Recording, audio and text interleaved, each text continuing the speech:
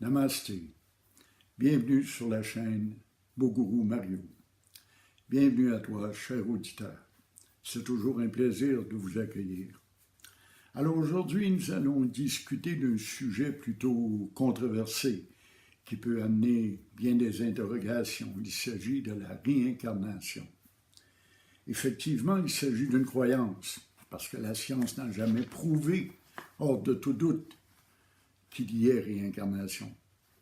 Évidemment, certains mystiques ont prétendu avoir le pouvoir de revenir dans la mémoire des vies passées, mais est-ce là une preuve suffisamment évidente pour assurer qu'il y a réincarnation? Eh bien non. Alors je considère la réincarnation comme étant une croyance, comme étant une conception de la vie et de la renaissance. La réincarnation est donc un principe que nous allons examiner.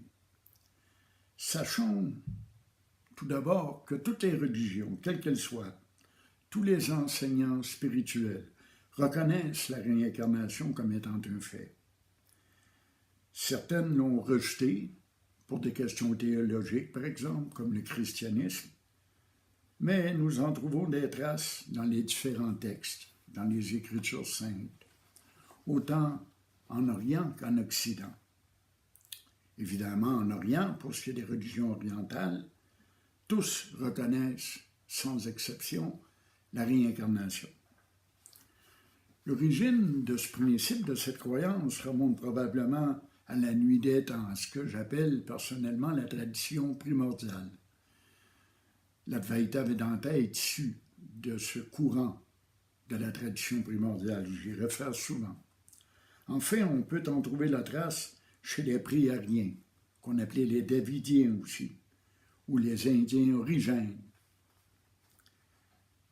Ces pré-Indiens vivaient dans ce qu'on peut appeler un véritable paradis, un Éden. Ils n'avaient qu'à cueillir les fruits qui poussaient tout autour d'eux. Ils n'avaient besoin pour le gîte que d'un abri rudimentaire, vivant dans un climat chaud, humide, plaisant, satisfaisant. La faune et la flore abondaient tout autour d'eux. Ils avaient le temps de réfléchir, de méditer en imitant la nature qui était tout autour d'eux. Mais ils avaient surtout le temps de l'observer, cette nature. Non seulement observaient-ils la nature, regardaient-ils le ciel étoilé, admiraient-ils les beautés qui les entouraient, mais ils en tiraient des conclusions. C'est ainsi, en observant la nature, qu'est né le principe de la réincarnation. Prenons un exemple. Ils remarquèrent que le soleil qui, en passant, est le symbole de la lumière de la conscience, ils remarquaient que le soleil réchauffe les océans. De ce fait, l'eau est évaporée, est attirée par le soleil. La goutte d'eau qui compose l'océan devient alors de la vapeur, ce qui constitue des nuages dans le ciel, des nuages poussés par le vent. Quand ces nuages deviennent trop lourds, ils laissent tomber la pluie. C'est le phénomène que nous reconnaissons tous. La pluie tombe un peu partout, n'importe où, dans un autre endroit, dans un nouvel environnement, dans de nouvelles conditions, de nouveaux lieux. C'est de tels exemples qui ont fourni la matière à l'élaboration du principe de la réincarnation. La goutte d'eau devient vapeur, elle change d'état, elle change de condition, elle devient nuage, puis elle retombe ailleurs, sur un autre sol, dans un autre lieu, sous encore une forme de goutte d'eau, le même genre de goutte d'eau. Est-ce bien la même goutte d'eau? Ah, voilà une question. C'est donc à partir de tels exemples, et ils sont nombreux dans la nature, où nous pouvons voir qu'il y a répétition, réincarnation. La réincarnation humaine est une grâce inestimable qu'il nous faut saisir.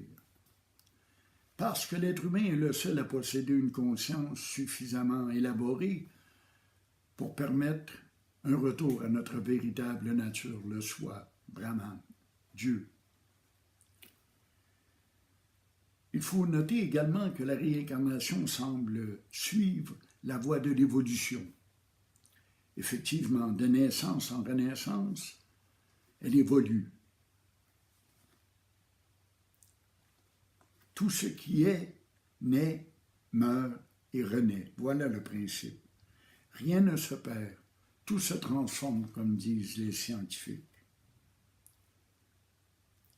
Il y a probablement incarnation dans le minéral, le végétal, l'animal et enfin l'être humain. C'est une évolution vers le but ultime. Pour qu'il y ait réincarnation, nous devons admettre qu'il doit y avoir quelque chose d'individuel qui demeure de fois en fois, de naissance en renaissance, qui transmigre d'une nature à une autre. Quel serait donc ce principe individuel?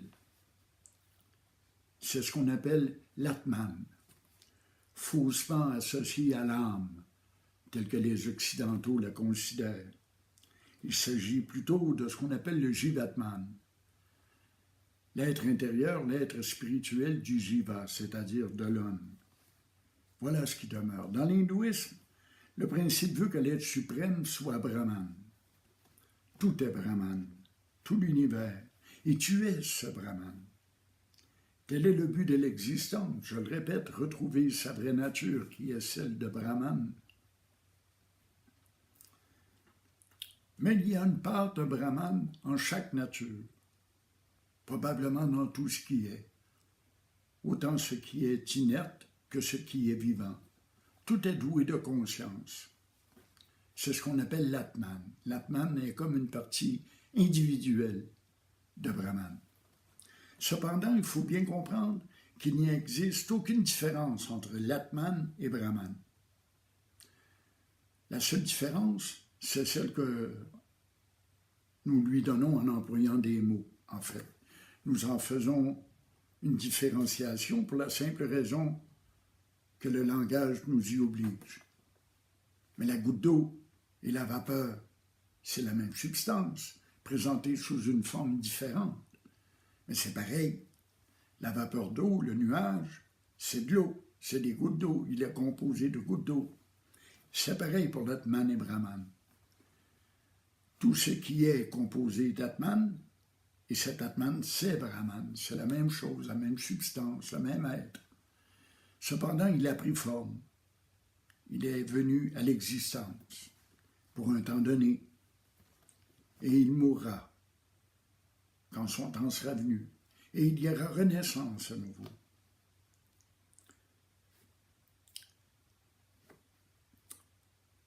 Dans l'Advaita Vedanta, il est peu question de réincarnation, c'est un fait. Très peu de maîtres en font mention. Mais le but même de la réalisation spirituelle n'est-il pas de mettre fin au cycle des renaissances? C'est ce qui nous est enseigné.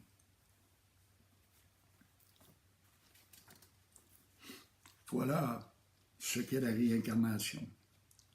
De naissance en renaissance, il y a évolution, il y a cheminement. Il paraît qu'entre une mort et une renaissance, il y a un temps qu'on appelle un état post-mortem. Cet état peut ressembler au rêve qui est dans le sommeil.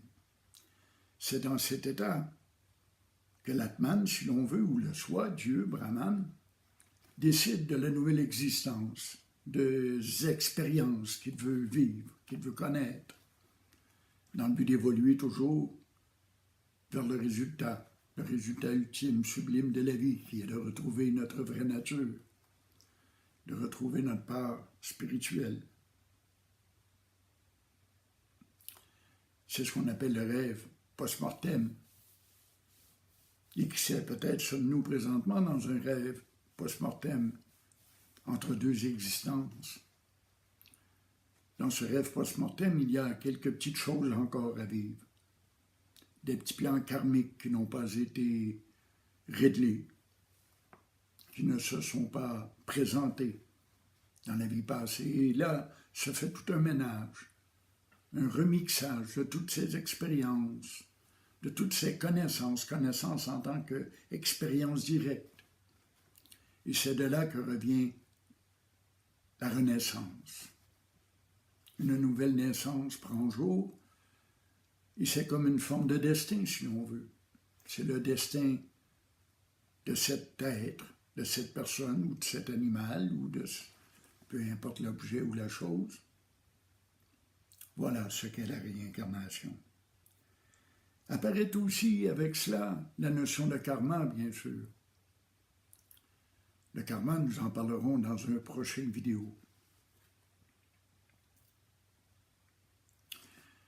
La réincarnation a aussi pour qualité essentielle de répondre à toutes les inégalités que nous trouvons dans notre société. En effet, pourquoi certaines personnes naîtraient-elles avec toutes les qualités qu'on peut imaginer, intelligence, beauté, richesse, etc., alors que d'autres n'ont rien, ni talent, ni qualité, ni argent, rien à se mettre sous la dent?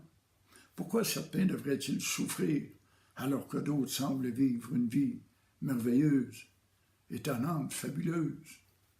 Toutes les inégalités que l'on trouve dans la société peuvent s'expliquer par la réincarnation. En effet, le soi peut décider de vivre l'expérience d'un petit insecte et de voir le monde à travers ses yeux, à travers sa conscience, comme il peut décider de la voir à travers l'être humain. Et encore, je le répète, c'est une grâce inestimable que de naître humain. Naître humain. Voilà qui fait la différence. Grâce à notre humanité, grâce au fait que notre conscience peut refléter la conscience universelle d'une façon si élevée, nous pouvons retrouver notre vraie nature, nous pouvons revenir comme en arrière dans notre vraie nature, qui est le soi, Brahman, Dieu.